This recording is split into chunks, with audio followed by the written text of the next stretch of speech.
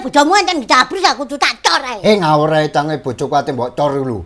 Ngawur ae kakekmu ngono. Ya bojomu sing ngawur. Jarene to bawa iku ketahanane 8 sampai 12 jam. Ya pancen 8 sampai 12 jam kok. Lah jarene Sri lho, digawe senam lho 5 jam ambune wis ilang. Lah sing mbok kekno nang Sriku apa sing ndi? Iki.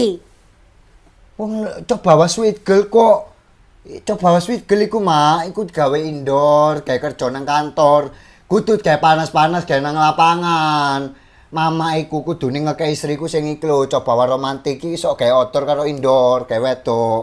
Ya belanono iku totoke Mega Pro iku. Ngawur ae bojong malah totok Mega Pro. Ancen iku mak, makane ta apa-apa iku takon. Wis sine, coba romantik iku kekno ae ning Sri. Kok tak omong bojoku lek ati ijol. Wis gak apa-apa kekno daripada mak kisinan kok. Ya tak kekno. Purane ya, Le. Yo, cok disenene bojoku sakno.